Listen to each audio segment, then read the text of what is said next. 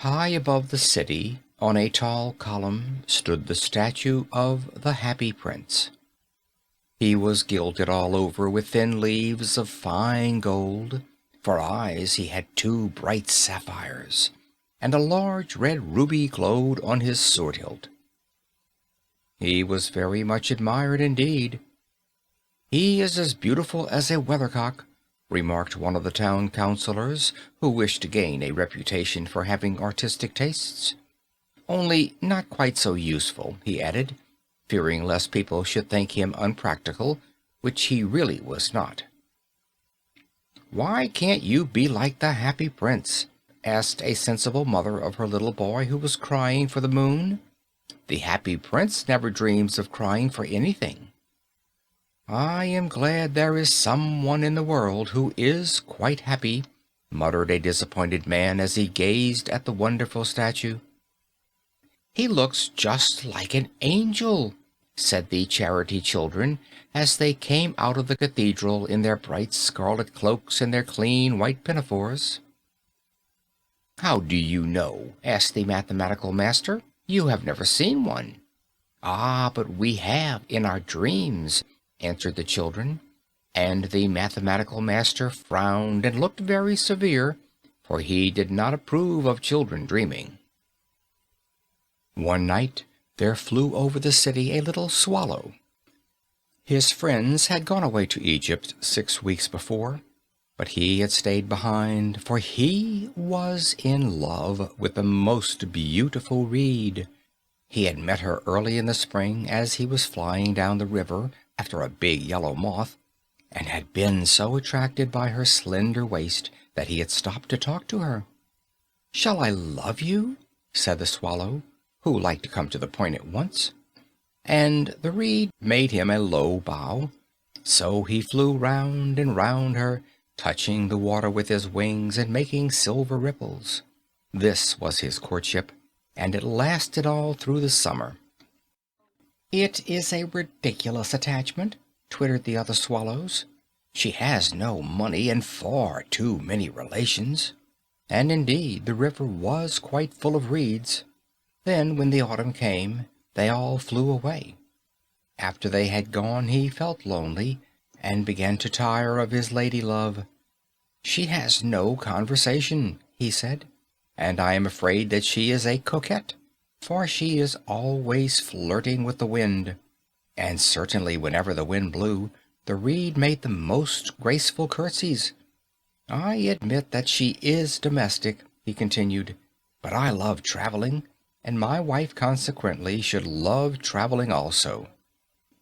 "Will you come away with me?" he said finally to her, but the reed shook her head, she was so attached to her home. "You have been trifling with me," he cried. "I am off to the pyramids. Goodbye." And he flew away. All day long he flew, and at night time he arrived at the city. "Where shall I put up?" he said. "I hope the town has made preparations." Then he saw the statue on the tall column. "I will put up there," he cried. "It is a fine position with plenty of fresh air." So he alighted just between the feet of the Happy Prince. "I have a golden bedroom," he said softly to himself as he looked round, and he prepared to go to sleep. But just as he was putting his head under his wing, a large drop of water fell on him. "What a curious thing!" he cried. "There is not a single cloud in the sky. The stars are quite clear and bright, and yet it is raining. The climate in the north of Europe is really dreadful. The reed used to like the rain, but that was merely her selfishness." Then another drop fell. "What is the use of a statue if it cannot keep the rain off?" he said. "I must look for a good chimney pot," and he determined to fly away. But before he had opened his wings, a third drop fell, and he looked up and saw— what did he see? The eyes of the Happy Prince were filled with tears, and tears were running down his golden cheeks. His face was so beautiful in the moonlight that the little swallow was filled with pity. "Who are you?" he said. "I am the happy prince." "Why are you weeping, then?" asked the swallow. "You have quite drenched me." "When I was alive and had a human heart," answered the statue, "I did not know what tears were, for I lived in the palace of Sans Souci, where sorrow is not allowed to enter. In the daytime I played with my companions in the garden, and in the evening I led the dance in the great hall. Round the garden ran a very lofty wall, but I never cared to ask what lay beyond it. Everything about me was so beautiful. My courtiers called me the happy prince, and happy indeed I was, if pleasure be happiness. So I lived, and so I died.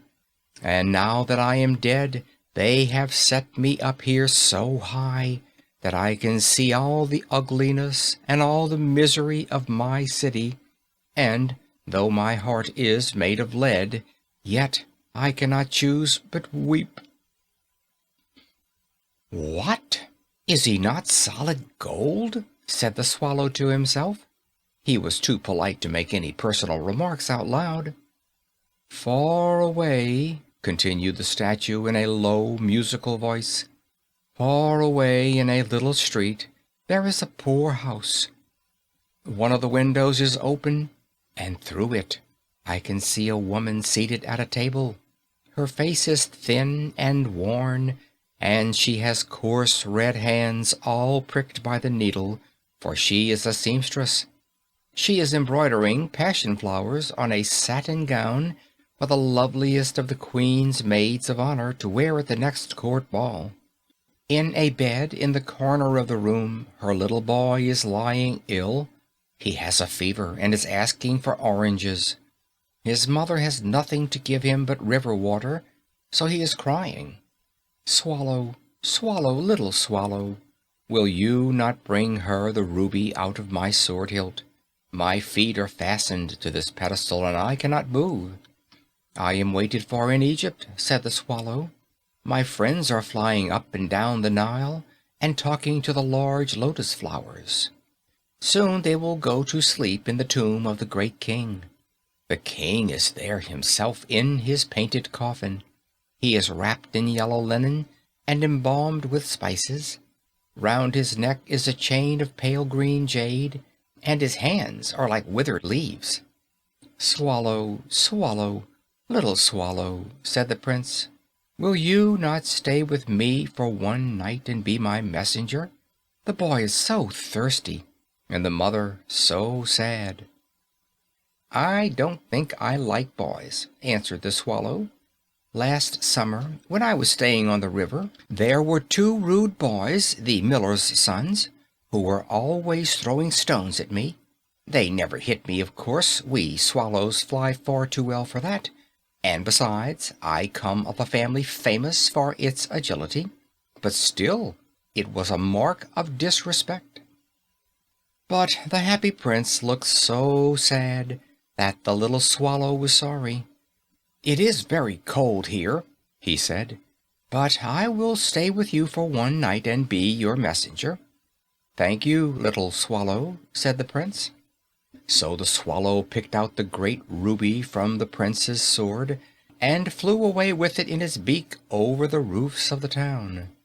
He passed by the cathedral tower, where the white marble angels were sculptured. He passed by the palace and heard the sound of dancing. A beautiful girl came out on the balcony with her lover.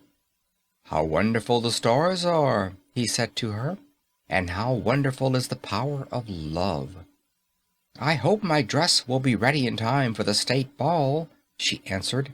"I have ordered passion flowers to be embroidered on it, but the seamstresses are so lazy." He passed over the river and saw the lanterns hanging to the masts of the ships. He passed over the ghetto and saw the old Jews bargaining with each other and weighing out money in copper scales. At last he came to the poor house and looked in.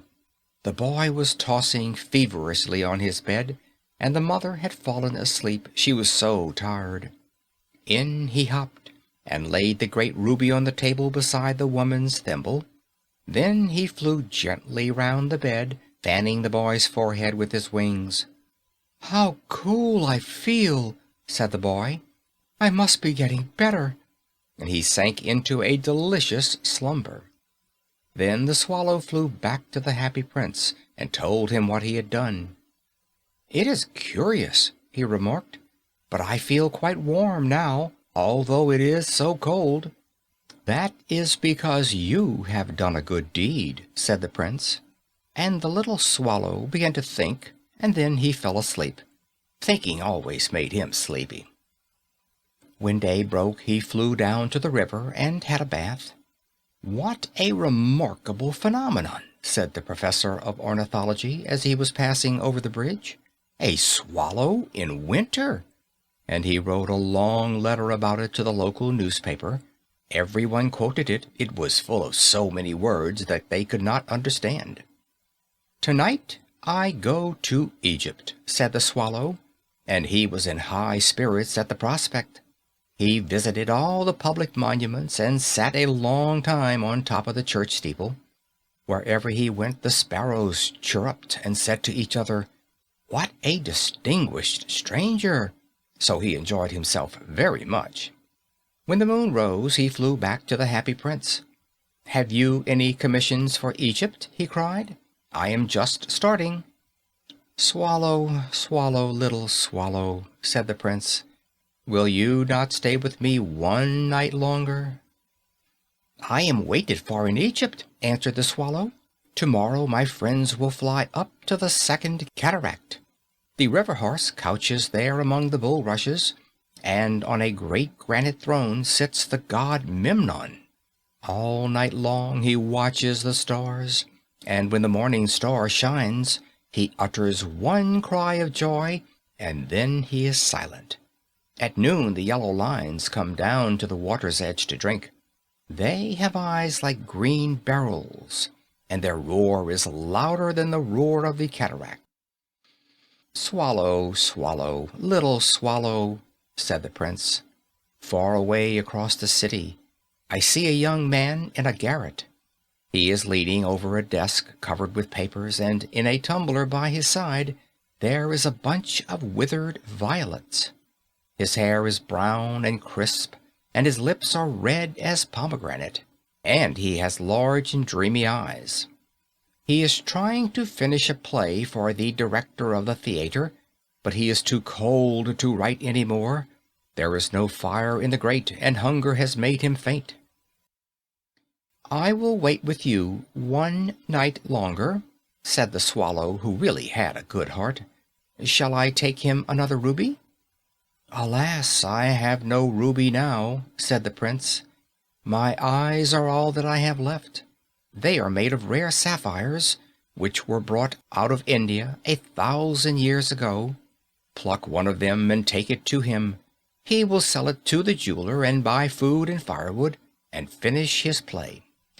"Dear prince," said the swallow, "I cannot do that," and he began to weep. "Swallow, swallow, little swallow," said the prince, "do as I command you."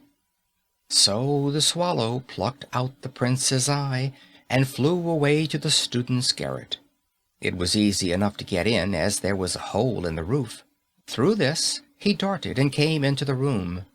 The young man had his head buried in his hands, so he did not hear the flutter of the bird's wings, and when he looked up, he found the beautiful sapphire lying on the withered violets. "I am beginning to be appreciated," he cried. "This is from some great admirer. Now I can finish my play," and he looked quite happy. The next day the swallow flew down to the harbor.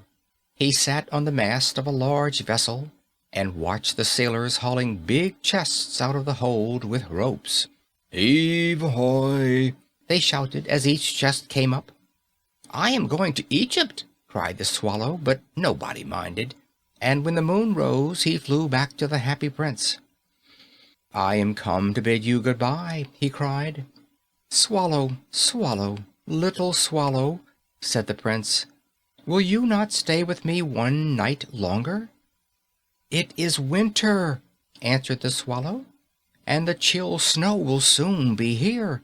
In Egypt the sun is warm on the green palm trees, and the crocodiles lie in the mud and look lazily about them. My companions are building a nest in the temple of Baalbec, and the pink and white doves are watching them and cooing to each other. Dear Prince, I must leave you, but I will never forget you, and next spring I will bring you back 2 beautiful jewels in place of those you have given away. The ruby shall be redder than a red rose, and the sapphire shall be as blue as the great sea." "In the square below," said the happy Prince, "there stands a little match girl. She has let her matches fall in the gutter, and they are all spoiled. Her father will beat her if she does not bring home some money, and she is crying. She has no shoes or stockings, and her little head is bare. Pluck out my other eye and give it to her, and her father will not beat her."